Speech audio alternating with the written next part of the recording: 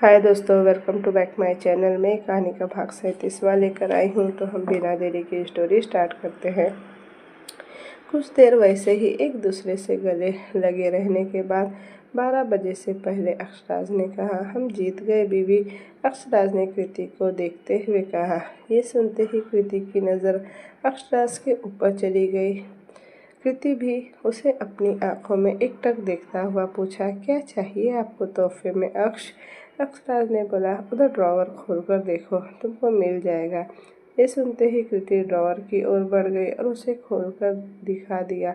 और उसने जैसे ही ड्रॉवर ओपन किया, उसकी नज़र वहाँ रखे कलर्स के ऊपर गई, जिसे देखते हुए वो बोली, आपको पेंटिंग करनी है।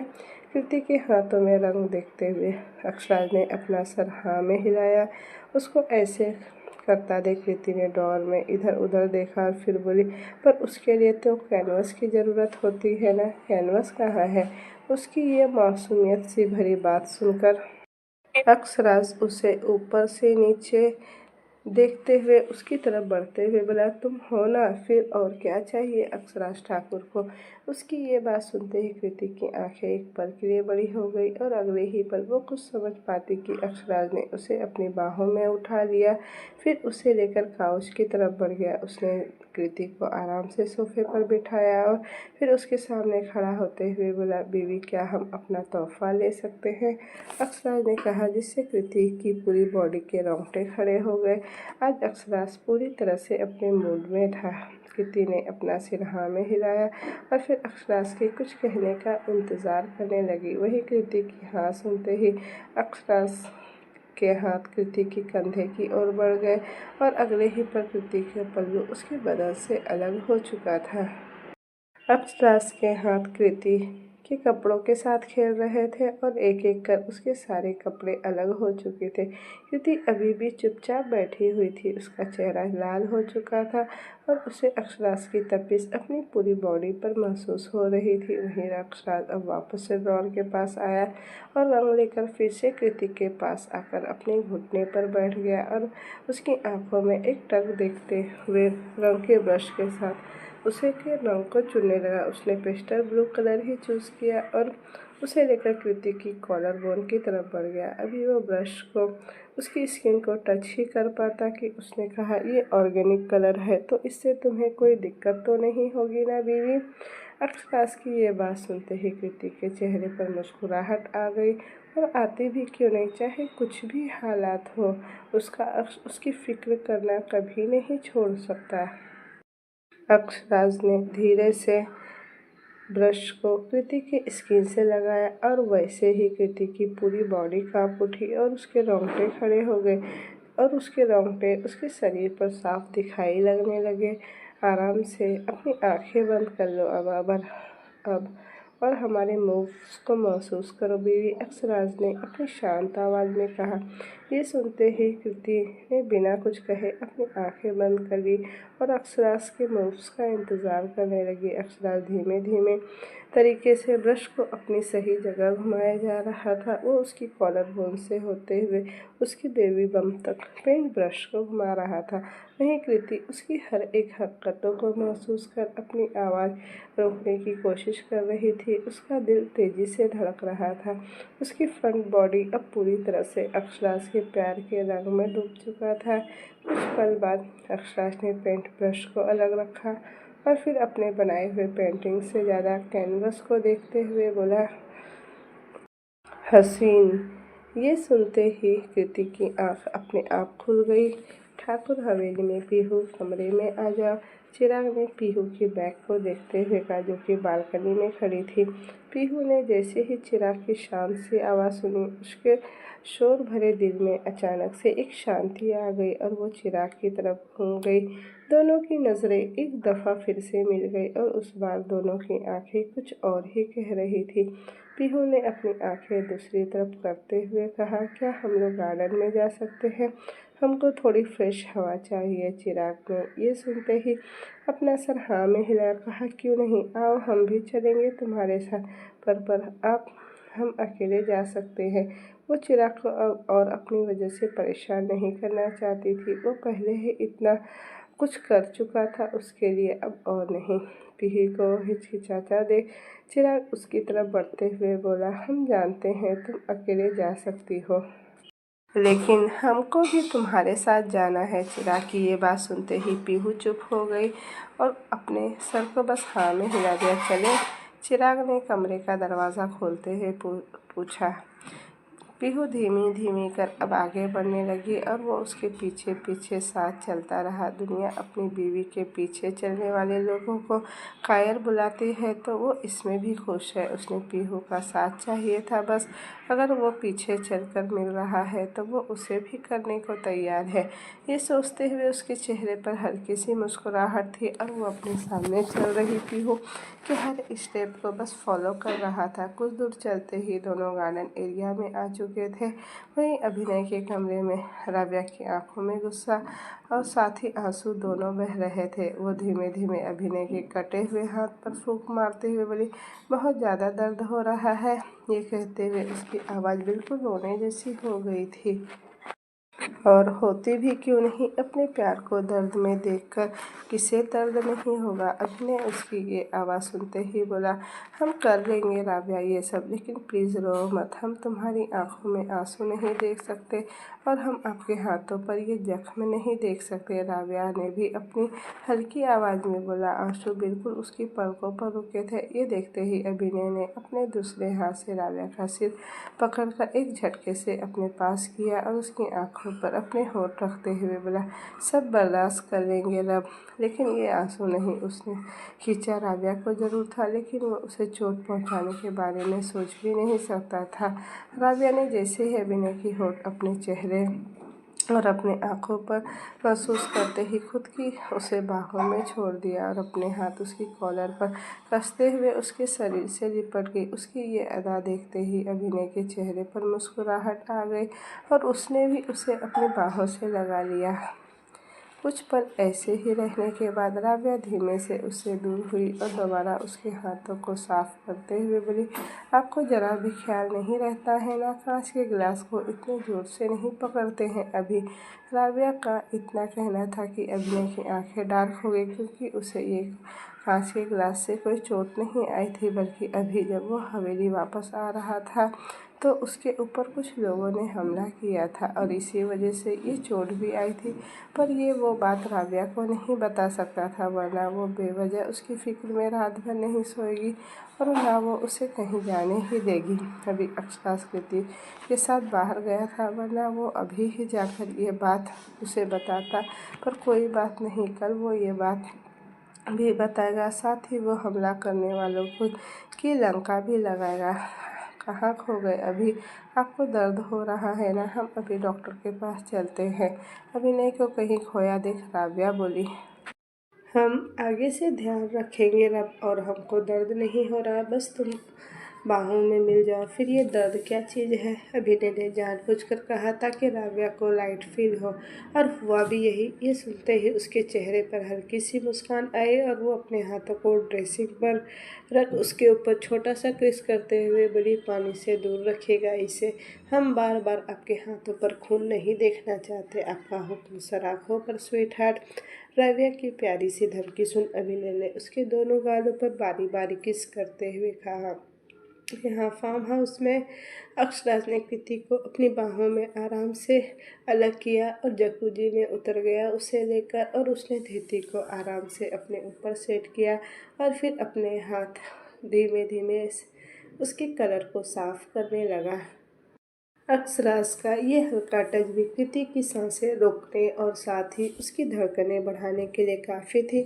उसकी आंखें अपने आप ही बंद हो चुकी थी और उसकी आंखों से बाथरूम गूंजने लगी थी। अक्षराज भी अब पूरी तरह से उसमें खो चुका था। वो अब कृति के सॉफ्ट सॉफ्ट कफ्स को बखूबी महसूस कर रहा था। कृति अपनी उंगलियों को एक दूसरे में उलझाकर घबरा कर घुमाते हुए बोली, अक्ष एक बात पूछे? पूछो, एक नहीं, जितनी चाहे उतनी मर्जी पूछो। अक्षराज ने कृति के कंधे पर किसेस करते हुए कहा, आपने हमको रंगा क्यों? जब आप अपने इन्हीं हाथों से इन रंगों को साफ करना था तो हमने तुमको रंगा ही इसलिए क्योंकि हम ये रंग अपने हाथों से साफ कर सकें। ये सुनते ही कृति बोली, अब सच बोलिए ना, तुमको ऐसा क्यों लग रहा है कि हम मजाक कर रहे हैं? हम सच में इसलिए ही ये तोहफा चुने थे, और वैसे भी जो हमारा है उसके रंगने में कैसा सोचना। अक्षराज ने कृति के एयरलॉक के पास जाकर कहा, और इतना कहते ही उसने कृति के कानों पर बाइट कर लिया। कृति ने जल्दी से कहा, हमने तो अभी कुछ किया भी नहीं है बीवी। अक्षराज ने अपने दोनों हाथ उसकी कमर पर कसते हुए कहा, आपने कुछ नहीं करके भी बहुत कुछ कर दिया है अक्ष। ये कहते हुए कृति ने अपना चेहरा उसकी तरफ घुमा लिया और अगले ही पल अपने होठ अक्षराज के होठों पर रख दिए। अक्षराज के हाथ भी कृति के बालों में घूमने लगे और वो उसके होठों को उसी शिद्दत के साथ चूमने लगा जैसे उसने पहली बार इन होठों को चूमा था। वही शिद्दत, वही जुनून, वही पागलपन, वही एहसास, वही अक्षराज ठाकुर। सब कहते हैं कि लोग बदल जाते हैं, लेकिन वो कभी भी अपनी कृति के लिए नहीं बदल सकता। वो शख्स ही क्या जो अपनी मोहब्बत को पाने के बाद बदल जाए। वो मोहब्बत कैसी पाक मोहब्बत जो समय के साथ ढल जाए। उसने कृति के निचले होठों को धीमे से काटा और उसके होठों को रिहा करते हुए बोला, गहरी गहरी सांसें लो बीवी, गहरी सांसें। अक्ष, I love you the most बीवी। फैक्ट्री में कल रात वही लोग थे। ये विक्रम ठाकुर अपनी हरकतों से बाज नहीं आने वाला। पता नहीं किस बिल में जाकर छुप गया है ये। अभिनय ने अपने दांत पीसते हुए कहा। अक्षराज जो किसी सोच में डूबा था, उसे देखते हुए चिराग ने कहा, 2 महीने बाद एमपी का चुनाव है, इसलिए वह जरूर बाहर आएगा और इस बार हम उसे पकड़ लेंगे। आएगा, लेकिन वह अकेला तो नहीं आएगा, यह हमें पता है, क्योंकि उसके पास इतना दिमाग ही नहीं है। कोई ज़रूर है जो यह उसके साथ मिलकर कर रहा है।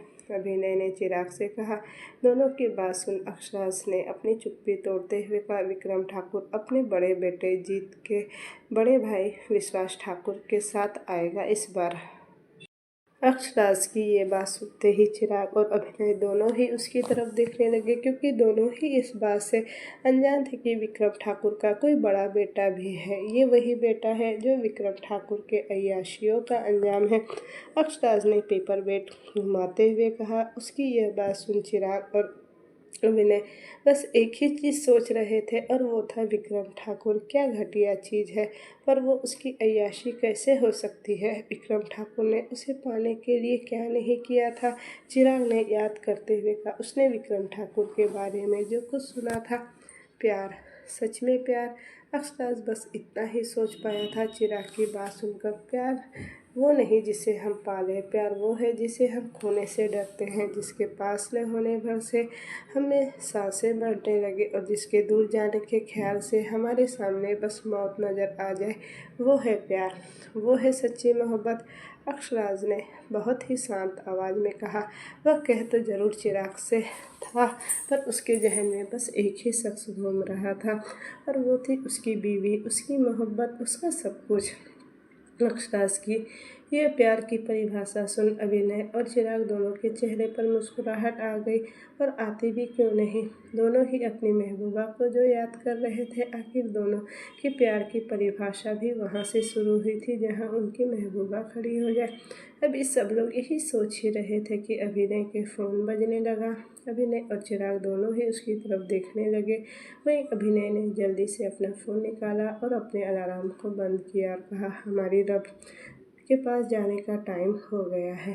पर उसने ये ज़्यादा ज़ोर से तो नहीं कहा था, जिसे सुनकर अक्षराज और चिराग दोनों ही उसकी तरफ देखने लगे। अभिनय ने जैसे ही ये महसूस किया, उसके गाल लाल हो गए और वो जल्दी से अपने बालों को सहलाते हुए बोला, हमारा मतलब है राबिया को कॉलेज से लाने का वक्त हो गया है। इतना कहते ही अभिनय जल्दी से केबिन से निकल गया। उसके जाते ही अक्षराज और चिराग दोनों के चेहरे पर स्माइल आ गई। दोनों ने अपना सरनामे हिला दिया। आखिर अपनी बीवी के सामने भी तो दोनों का यही हाल होता था। हम भी जाते हैं हवेली, आज फार्म हाउस पर ज़्यादा काम नहीं था, चिराग ने कहा और अपना फ़ोन लेकर वो भी निकल गया। उसके जाने के बाद अक्षराज ने अपने लैपटॉप स्क्रीन को देखा, जहाँ पर कृति की बड़ी सी फ़ोटो लगी थी, और कहा, आना तो हमको भी तुम्हारे पास है बीवी, लेकिन आज काम थोड़ा ज़्यादा है। इतना कहते ही अक्षराज की नज़र उसकी सबसे प्यारी चीज़ पर गई। नहीं धृति नहीं, वो कोई और चीज़ है, वो तो उसका दिल है, बल्कि कृति की वो खूबसूरत आँखें जिसके अंदर उसका दिल कैद है। तेरी सूरत से है आलम में बहारों को सवा, तेरी दुनिया के सिवा दुनिया में रखा क्या है। सच ही तो है, आखिर वो भी इन्हीं खूबसूरत हंसी आँखों के सामने जो अक्षराज ठाकुर है वो दुनिया के लिए नहीं ला सकता। किसी ने आगे की किसी के बारे में हमसे कहा था। अभिनय ने अपने सेट्स आंखों पर लगाते हुए कहा। राबिया जो अभी अपने बैग को पीछे बैक सीट पर रखे रही थी, उसने जैसे ही अभिनय की ये बात सुनी उसका चेहरा गुलाबी हो गया और बोली, कोई किसमिस नहीं मिलेगी आपको, आपके हाथ जब तक ठीक नहीं हो जाता। और उसकी ये बात सुनते ही अभिनय की आंखें छोटी हो गई और वो अपने सेट्स को हटाते हुए बोला, ऐसे कैसे नहीं मिलेगी, ये तो चीटिंग है। रब हमको चाहिए हमारी बची हुई किस। हाँ तो खुद ले लीजिए ना, क्योंकि हम नहीं देने वाले। राबिया ने भी कह दिया और सामने देखने लगी, पर अभी वो कुछ कह पाते कि अभिनय ने अगले ही पर उसे अपनी बाहों में खींच लिया और अपनी सीट पूरी तरह से बैक कर ली। अभी ये आप क्या कर रहे हैं? राबिया ने जल्दी से बाहर देखते हुए कहा। वो दोनों अभी भी कॉलेज में ही खड़े थे, वहाँ से निकले नहीं थे। उन्हें कोई भी देख सकता था ऐसे। क्या नहीं स्वीटहार्ट, किस ही तो कर रहे हैं तुमको। अभिनय ने राबिया के कानों को उसके पीछे टक करते हुए कहा, जो उसकी आंखों और होठों के सामने आ रहे थे। अभी राबिया कुछ कहती ही थी कि कार के बाहर और एक आवाज़ आई, राबिया ये तुम्हारी किताब छूट गई थी। किसी की चीखने की आवाज़ सुनते ही अभिनय और राबिया दोनों की नज़रें बाहर कार की खिड़की पर गई, जहाँ रिया और राहुल खड़े थे, जो उसे अपनी आंखें फाड़े देख रहे थे। सॉरी, हमने कुछ नहीं देखा। रिया को जैसे ही अभिनय की घूरती हुई आंखें दिखी, उसने जल्दी से कहा और अपना हाथ अपने बॉयफ्रेंड राहुल की आंखों पर रख दिया। वहीं राबिया ने जल्दी से अपना सिर अभिनय के चेहरे में छुपा लिया और उसके दोनों हाथ अभिनय के कॉलर पर कस गए। रिया और राहुल भी जल्दी से बुक को विंडो से अंदर स्लाइड करते हुए वहां से निकल गए, और जाते भी क्यों नहीं, अभिनय की नज़र ही काफ़ी थी दोनों के लिए। उसके जाते ही अभिनय ने राजा की बैग को सहलाया और फिर उसके बालों को किस करते हुए बोला, वैसे तो वो लोग चले गए हैं, लेकिन हम अपनी बाहों में तुम्हें ज़िंदगी भर रखने को तैयार है। रवि ने जैसे ही अभिनय की ये बात सुनी, उसका दिल जोरों से धड़कने लगा और उसने अपना चेहरा और भी अभिनय के सीने के अंदर छुपा लिया। उसके ऐसा करते ही उसके ठंडे मुलायम होठ अभिनय के दिल के ऊपर वाली जगह को छू गए, और ये फील करते ही अभिनय का दिल जोरों से धड़कने लगा, जिसे राबिया अपने अंदर तक महसूस कर पा रही थी।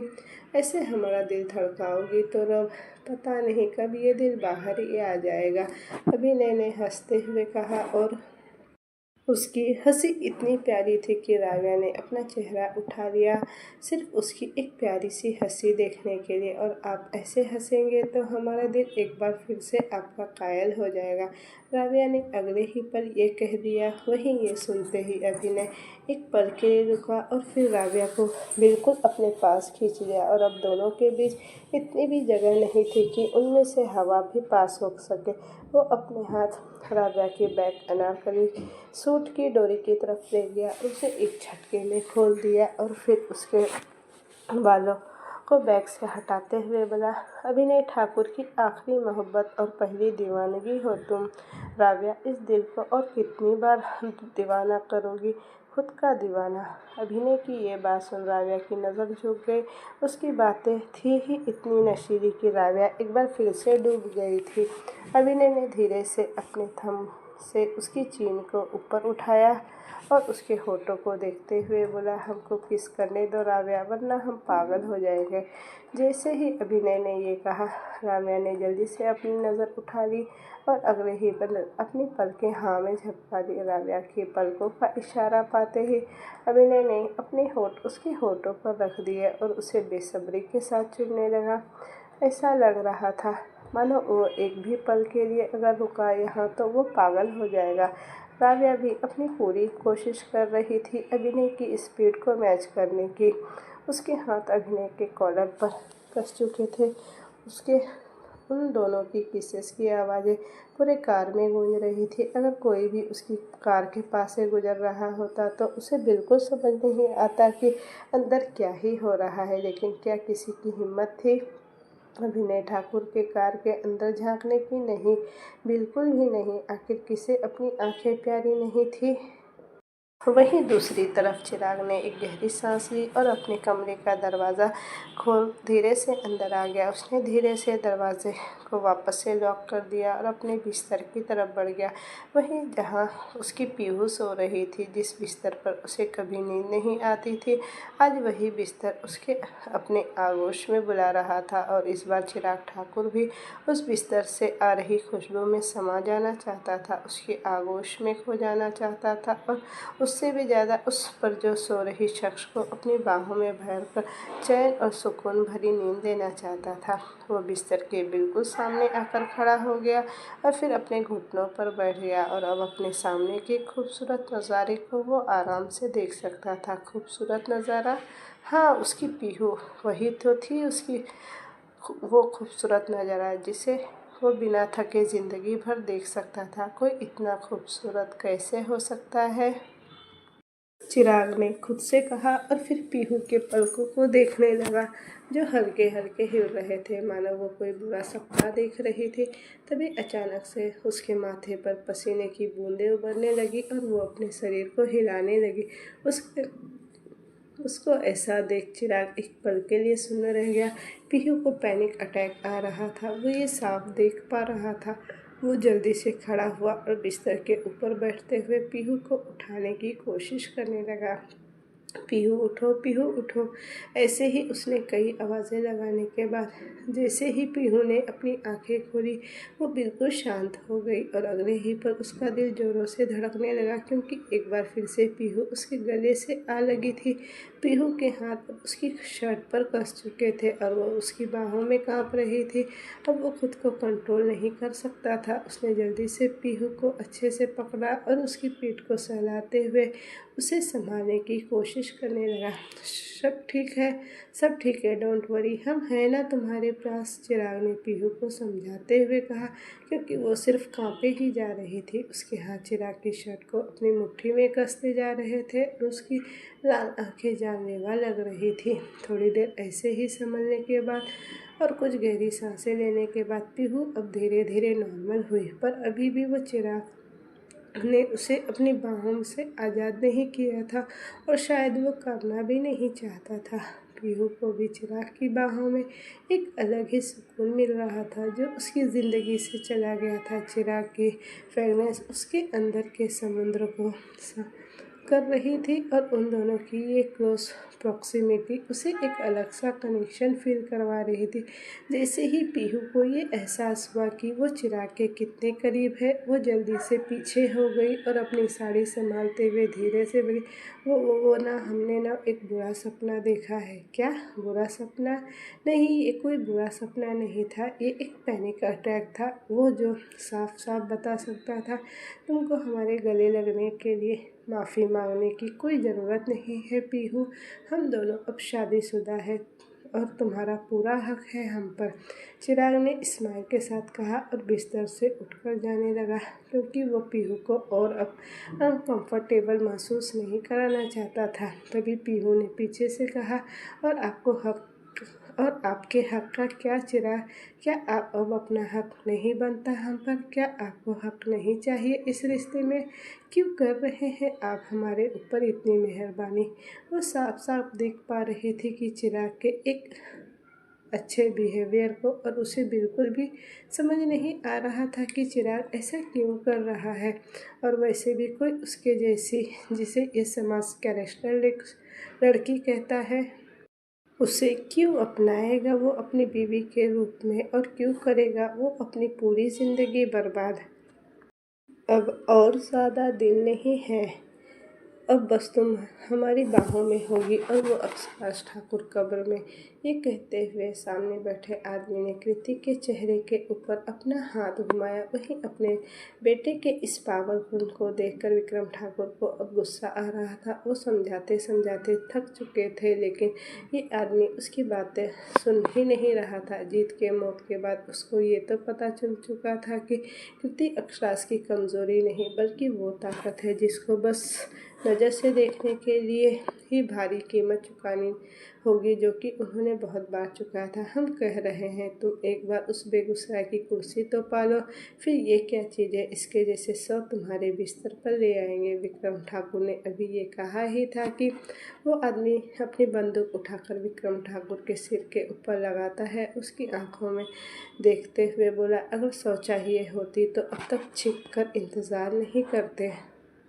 पहली नज़र में भाग गई वो हमको, और अगर वो हमारी नहीं हुई तो हम उसको किसी और का होने भी नहीं देंगे। मगर वो अब माँ बनने वाली है और वो तुम्हारे कोई काम की नहीं रही। अब बच्चा पल रहा है उसके पेट में। विक्रम ठाकुर बंदूक को देखते हुए बोले। वही ये सुनते ही वो आदमी जोर जोर से पागलों की तरह हंसने लगा और फिर विक्रम ठाकुर की आंखों में आंखें डालते हुए बोला, पल रहा है तो ख़त्म भी हो जाएगा, लेकिन बाहों में तो वो हमारी ही आकर रहेगी, चाहे उसकी आंखें खुली रहे या नहीं। ये सुनते ही विक्रम ठाकुर एक पल के लिए फ्रीज हो गए।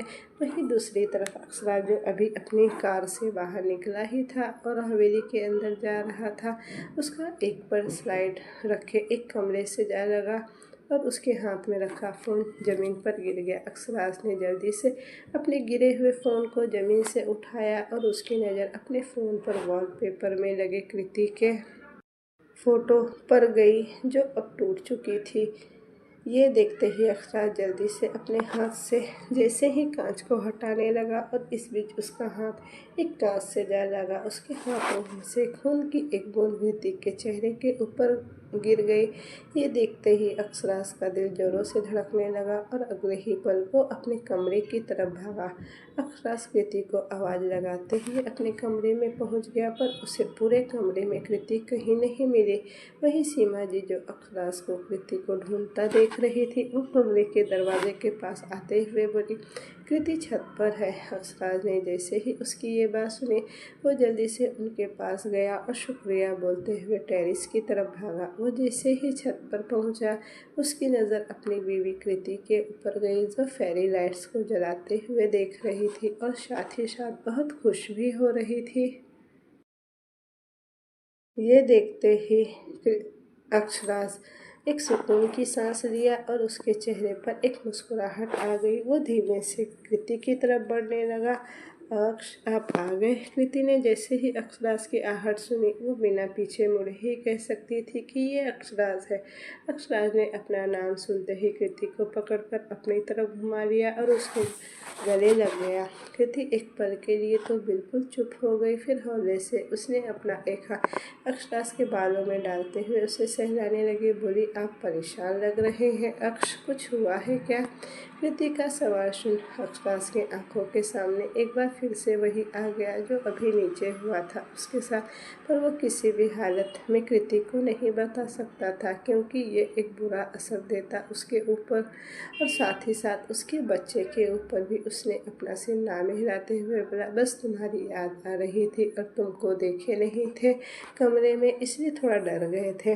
अक्षराज की इतनी प्यारी बात सुन कृति के चेहरे पर मुस्कुराहट आ गई और वो बोली, हम बच्चे नहीं हैं अक्ष, अब हमारे अंदर 2 बच्चे हैं, इसलिए हम घूम सकते हैं हवेली में। पूरे दिन कमरे में रहकर बस हम बोर हो जाते हैं, और फिर आप भी तो नहीं होते ना हमारे पास। हाँ, वो जानता था उसे कृति को और वक्त देना चाहिए, पर वो सच में नहीं दे पा रहा था वक्त। उसके काम के ऊपर से इलेक्शन भी आ रही थी और साथ ही वो विक्रम ठाकुर को भी देखना था। उसने कृति के बालों में अपना हाथ घुमाया और अपना चेहरा ऊपर उठाया हुआ कृति के माथे को प्यार से चूमते हुए बोला, हमको माफ़ कर दो कृति, हम तुमको और वक्त नहीं दे पा रहे। अभी वो ऐसा कह ही रहा था कि कृति ने अपने हाथ अक्षराज के मुंह पर रख दिया, कहा, हम जानते हैं अक्ष, आपको और अपने काम को भी आप अपनी पूरी कोशिश कर रहे हैं, लेकिन काम की वजह से आपको समय नहीं मिल रहा। और सच कहे तो हमको आपसे कोई शिकायत भी नहीं है। सच ही तो कह रही थी वो, आखिर होगी भी क्यों उसे कोई शिकायत। अक्षराज को एक बार बाहों में लेने से ही उसकी सारी शिकायत दूर जो हो जाती थी और वो अक्षराज के प्यार में पिघल जो जाती थी। अक्षराज के चेहरे पर स्माइल और चमक थी और उसने कहा, कल से छठ पूजा शुरू हो रही है तो हमारा सारा वक्त तुम्हारा रहेगा कृति, क्योंकि हमने सारे काम कर लिए हैं आज ही। अब 4 दिन तक हम बस तुम्हारे साथ रहेंगे। अक्षराज ने जैसे ही ये कहा, कृति की खुशी का कोई ठिकाना नहीं रहा। वो झट से आकर उसके गले में झूल गई। अक्षराज ने भी कोई टाइम ना वेस्ट करते हुए उसे अपनी बाहों में उठा लिया और एक बार घुमाते हुए कमरे की तरफ ले जाने लगा। अक्ष, कोई देख लेगा हमें ऐसे, आपको हमको नीचे उतार दीजिए, कृति ने उसे जल्दी से रोकते हुए कहा। वहीं उसकी ये बात सुन अक्षराज बोला, देख लेगा तो देखने दो बीवी, अपनी बीवी को लेकर जा रहे हैं, किसी दूसरे की नहीं। वैसे तो ये लाइन अक्षराज ने न जाने कितनी ही बार कही थी, पर अभी वो हर बार ये लाइन सुनकर उसका चेहरा लाल हो जाता था। वहीं टेरिस पर जहाँ अभी कृति खड़ी थी, उसके पास ही एक डॉट बार बार घूम रहा था, जो अक्षराज को देखते ही कहीं छुप सा जाता था। ये रेड डॉट कोई भी देखकर बता सकता था कि ये कोई और नहीं बल्कि एक प्रोफेशनल गन का टारगेट रेड डॉट था। हवेली के एक कमरे में पीहू का सवाल सुन वो पूरी तरह से जम चुका था, और जमता भी क्यों नहीं। आखिर पीहू ने वही पूछ लिया जिसके बारे में न वो झूठ कह सकता था और न ही पीहू इस हालत में थी जो उसके जवाब को समझ सकती थी। इसलिए उसके पास बस एक बीच का रास्ता था, वह जो चुन सकता था। जाहिर सी बात थी कि वो अपने प्यार के बारे में झूठ नहीं बोल सकता था, ये उसकी प्यार की तौहीन से कम नहीं होगा। वहीं कुछ चीज़ों के जवाब सही वक्त पर मिलते हैं, इसलिए तुम हमारे बारे में मत सोचो, अभी आराम करो, हम तुम्हारा खाना लेकर आते हैं। इतना कहकर चिराग बिना एक पल रुके कमरे से बाहर निकल गया। वो अच्छी तरह से जानता था कि अगर वो एक पल के लिए यहाँ रुका तो शायद अपने प्यार, अपने एहसास से के बारे में वो कह देगा। वहीं पीहू चिराग को देखती ही रह गई। उसे बिल्कुल समझ नहीं आ रहा था कि वो क्या समझे इस बात का, क्या उसका एक ऐसे लड़के की ज़िंदगी ख़राब करना सही रहेगा जिसे उससे कुछ भी नहीं चाहिए। उसने साइड रखा पानी का ग्लास उठाया और अगले ही पल पूरी की पूरी ग्लास एक झटके में ख़त्म करते हुए खुद से बोली, अगर सही वक्त का इंतज़ार करना होगा तो हम वो भी करेंगे, लेकिन अब तो हम भी ये जान कर रहेंगे। कुछ देर बाद चिराग वापस से कमरे में आया और इस बार उसके साथ 2 खाने की थाली थी। उसने थाली को सोफे के सामने लगे टेबल पर रखा और पीहू के आने का इंतज़ार करने लगा। अगले ही पल पीहू वॉशरूम से बाहर थी। उसकी नज़र खाने की थाली पर गई, जो उसने ध्यान दिया कि उसने दोपहर के बाद से कुछ नहीं खाया था। वो तो कृति ने उसे दोपहर में खाने के लिए कहा था, वरना उसे तो भूख ही नहीं थी। आओ, हमको बहुत ज़ोरों से भूख लगी है, चिराग ने माहौल को लाइट करते हुए बोला। वो पीहू को कहीं खोया देख रहा था। पीहू ने कुछ नहीं कहा और सोफे की तरफ बढ़ गई और चुपचाप चिराग के साथ बैठकर खाना खाने लगी। ये देखते ही चिराग के चेहरे पर स्माइल आ गई। वो भी चुपचाप खाने लगा। कुछ ही पलों में दोनों ने पहली ही बार मगर बहुत बेहद शांति से एक दूसरे के साथ बैठकर खाया। वो उससे अब जिंदगी भर रहने वाला था।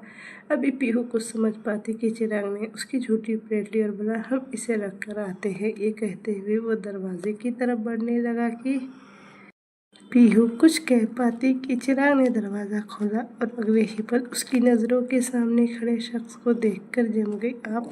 चिराग ने सामने खड़ी सीमा जी को देखते हुए कहा। सीमा जी ने एक नज़र उसके हाथ में रखी डिनर प्लेट्स को देखी, फिर उसे साइड करते हुए अंदर कमरे में चली गई। हाँ, वो अभी भी नाराज़ थी अपने बेटे से और उसके ऐसे फैसले लेने से। ऐसा नहीं था कि उसे पीहू से कोई प्रॉब्लम थी, पर चिराग का ऐसा खुद से फैसला ले लेना उन्हें पसंद नहीं आया था। वो माँ थी उसकी, आखिर वो इतना तो हक रखती थी कि अपने बच्चों की परेशानी जान सके। चिराग ने भी एक गहरी सांस ली और सीमा जी को देखने लगा जो पीहू के सामने खड़ी थी। उन्होंने पीहू के सर पर हाथ रखा और बोली, तुम्हारे पापा का कॉल आया था, कल तुमको पगफेरे के लिए जाना है, इसलिए तुम सुबह जल्दी तैयार हो जाना। अपने पापा का नाम सुनते ही पीहू एक पल के लिए चुप हो गई, क्योंकि शादी के बाद उसने एक बार भी अपने पापा को नहीं देखा था। उसने अपना सर हाँ में हिलाया। सीमा जी ने चिराग की तरफ घूमते हुए बोली, तुमको ही लेकर जाना है और साथ लेकर आना भी है शाम तक। इसके लिए कल फार्म हाउस पर मत जाना। चिराग ने ये सुनते ही अपना सर हाँ में हिला दिया। सीमा जी ने एक नज़र चिराग के हाथों में रखी प्लेट देखी और फिर से बोली, हम भिजवाते हैं किसी को प्लेट्स लेने, और कमरे से निकल गई। कुछ देर बाद एक नौकरानी आई और प्लेट्स लेकर चली गई।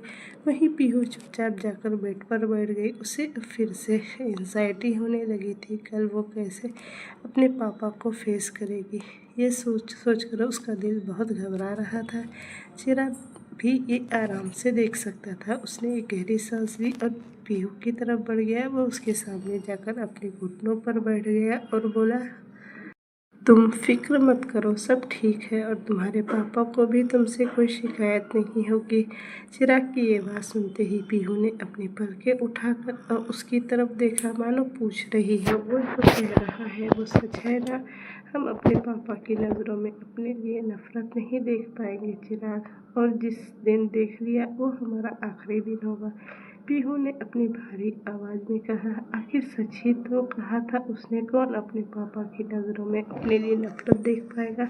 वो पापा जिनके हाथों को पकड़कर उसने चलना सीखा था, वो उन्हें कैसे खुद के हाथों से अलग होता देख सकती थी। चिराग ने जैसे ही पीहू की ये बात सुनी, उसका दिल धक से रह गया। नहीं, वो बिल्कुल भी पीहू को खुद से दूर जाने नहीं दे सकता था।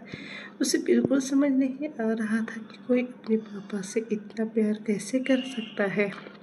ऐसा नहीं था कि उसे बलराज ठाकुर अपने पापा से प्यार नहीं था, पर पीहू अलग थी, उसका दिल अलग था। इतना कुछ होने के बाद भी उसे खुद से ज़्यादा अपने पापा की फिक्र थी। चिराग कुछ नहीं कह सकता था और उसने एक बार फिर से अपनी बाहों को फैला दिया और अगले ही पल पीहू उसकी बाहों से लिपट गई। उसे अपनी सबसे अच्छी कंफर्टेबल जगह मिल गई और चिराग के चेहरे पर भी एक सुकून उतर आया। अगली सुबह चिराग कहाँ है? बलराज ठाकुर ने डाइनिंग टेबल पर अपनी नज़र फेरते हुए कहा, वो गया है पीहू के मायके पग फेरे के लिए। मालती जी ने चाय की चुस्की लेते हुए कहा। उसकी बात सुनते ही बलराज ठाकुर ने अपना सिर हाँ में हिला दिया। बलराज ठाकुर अक्षराज की तरफ घूमे और बोले, आज तुम हमारे साथ एक मीटिंग में जाना है, तैयार रहना। अभी बलराज ठाकुर बोल ही रहे थे कि अक्षराज ने कहा, हम थोड़ी देर बाद आ जाएंगे, हमें कृति को लेकर जाना है मंथली चेकअप के लिए। उसकी ये बात सुनते ही कृति के हाथ रुक गए। उसे तो याद भी नहीं था और अक्षराज को याद था। बलराज ठाकुर ने अब कुछ नहीं कहा, चुपचाप अपना सिर हिला दिया। वैसे भी उसके कहने का कोई फ़ायदा नहीं था। वो जानते थे कि अक्षराज के लिए कृति से बढ़कर कुछ भी नहीं है। कुछ देर बाद अभिनय ने राव्या के माथे को प्यार से चूमा और कहा, ध्यान रखना अपना, अभी हम पहली बार नहीं जा रहे हैं कॉलेज। आप सुबह से परेशान हैं, कुछ बात है क्या? राव्या ने अभिनय को देखते हुए कहा, जाहिर सी बात थी, कुछ दिनों से वो राव्या उसे परेशान दिख रही थी। ये सुनते ही अभिनय के चेहरे पर छोटी सी मुस्कुराहट आ गई और उसने राव्या के गालों को सहलाते हुए कहा, क्यों, हम तुम्हारी फिक्र नहीं कर सकते क्या? कर सकते हैं अभी, पर आप। अभी राव्या बोल ही रही थी कि अभिनय ने जल्दी से कार का दरवाज़ा खोलते हुए कहा, परवर कुछ नहीं, जाओ जल्दी से, क्लासेस शुरू हो गई है। राव्या ने भी आगे कुछ नहीं बोला और कार से निकल गई। उसके जाते ही अभिनय अपनी सीट पर लीन हो गया और बोला, जब तक विक्रम ठाकुर और उसका बेटा पकड़ भी नहीं आ जाते तब तक हम शांत नहीं बैठ सकते। हमें पता है ये लोग हमारे ऊपर तो ट्राई नहीं करेंगे, लेकिन ये तुम्हारे ऊपर ज़रूर करेंगे। डॉक्टर क्लिनिक में सब चीज़ तो ठीक है बड़े ठाकुर, लेकिन डिलीवरी के समय कुछ कॉम्प्लिकेशंस रह सकती है। बड़े ठाकुर, डॉक्टर ने कृति की रिपोर्ट को पढ़ते हुए कहा। ये सुनते ही कृति के हाथ अक्षराज के हाथों पर कस गए। अक्षराज ने एक नज़र कृति को देखा, फिर डॉक्टर से बोला, कैसी कॉम्प्लिकेशंस डॉक्टर? घबराने की कोई बात नहीं है बड़े ठाकुर, ट्विंस बच्चों के केस में यह नॉर्मल है, हर पेशेंट को होता है। कुछ बातों का ध्यान रखने की ज़रूरत है, फिर सब ठीक हो जाएगा, डॉक्टर ने कहा। यह सुनते ही अक्षराज ने अपना सिर हाँ में हिला दिया। और एक गहरी सांस लेते हुए बोला, कृति की ड्यू डेट कब है डॉक्टर? अब जैसा कि इसका 6 मंथ खत्म हो चुका है और ये 7वां महीना है, तो 2 महीने आपको बहुत ही ज़्यादा सावधानी से रहना होगा इनके साथ। डॉक्टर ने अपनी कैलकुलेशन करते हुए कहा और फिर से कृति की तरफ देखते हुए बोली, फिक्र मत कीजिए, हम डॉक्टर तृप्ति को वीकली बेसिस पर ठाकुर हवेली भेज देंगे चेकअप के लिए। फिर आपको यहाँ आने की ज़रूरत नहीं होगी। अक्षराज और कृति दोनों ने अपना सिर हाँ में हिला दिया और डॉक्टर के केबिन से निकल गए।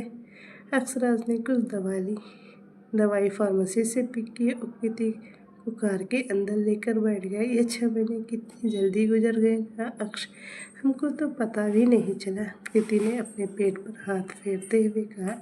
उसकी ये बात सुनते ही अक्षराज ने कहा, अपने लोगों के साथ वक्त का पता नहीं चलता बीवी। जैसे हमारी शादी को अभी 8 ही महीने हो गए, लेकिन तुमको देखकर आज भी वही फील होता है जैसा हमने पहली रात को फील किया था।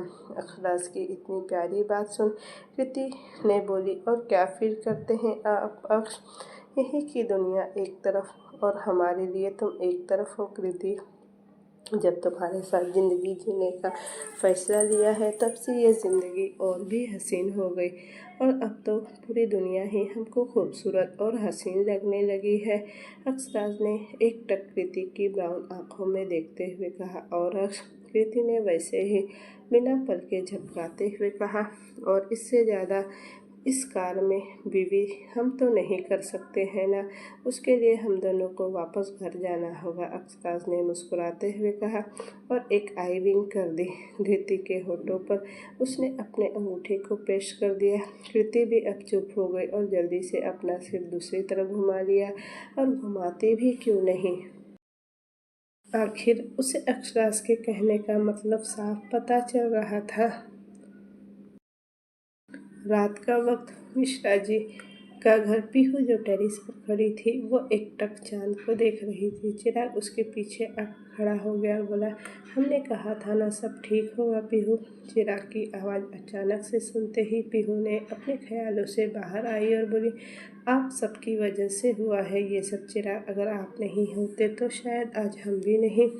अभी पीहू ये बोल ही रही थी कि चिराग ने अपने हाथ पीहू के होठ पर रख दिए और बोला, पीहू मिश्रा नहीं, अब तुम पीहू चिराग ठाकुर हो, और तुम ये सब बोलने से पहले तुमको अब हमारे बारे में सोचना होगा पीहू। ये कहते हुए चिराग की आंखें इतनी चमक रही थी कि पीहू अपना रिफ्लेक्शन उसकी आंखों में साफ देख पा रही थी। दोनों ही एक दूसरे की आंखों में एकटक देखे जा रहे थे।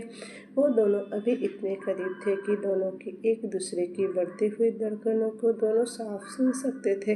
जैसे ही पीहू को अपने इस करीबी का एहसास हुआ, उसने अगले ही पल अपनी नज़रें नीचे कर ली। चिराग भी यह देखकर 2 कदम पीछे हो गया और वो भी चांद को एकटक देखने लगा। दोनों ही कुछ नहीं बोल रहे थे। ऐसे ही लगभग 5 मिनट बीत चुके थे। ऐसा लग रहा था कि ये रात का मंजर दोनों की आंखों में बस चुका है। तभी चिराग ने अपनी नशीली आवाज़ में कहा, the moon is beautiful isn't. Chirag की ये लाइन सुनते ही पीहू का चेहरा उसकी तरफ घूम गया। ऐसा नहीं था कि उसे इसका मतलब नहीं पता था, वो बेशक जानती थी इस छोटे से सेंटेंस का मतलब, पर उसे ये नहीं पता था कि चिराग को इसका मतलब पता है कि नहीं, और अगर पता है तो वो उसे क्यों बोल रहा है, क्या है उसके मान में। पीहू की नज़रें चिराग के चेहरे पर टिक चुकी थी। वो उसके फेशियल फीचर्स को देख रही थी और वो ये ज़रूर कह सकती थी कि चिराग को देखकर कोई भी लड़की ना नहीं कर सकती थी। आखिर कुछ तो बात थी इन ठाकुर मेंस में, जो दिखने में काफ़ी खूबसूरत थे और उनका दिल उससे भी कहीं ज़्यादा खूबसूरत था। चांद से भी ज़्यादा खूबसूरत सितारे हैं। तो दोस्तों, ये कहानी अब मैं यहीं तक रहने देती हूँ। इसका नेक्स्ट पार्ट मैं जल्द ही लेकर आऊँगी। तो मुझे कमेंट में बताइएगा कि आपको स्टोरी कैसी लग रही है। अगर आपको स्टोरी अच्छी लग रही है और आपको इस तरह की स्टोरी चाहिए तो मेरे चैनल को लाइक शेयर सब्सक्राइब ज़रूर कीजिएगा। Thank you for watching. Bye bye.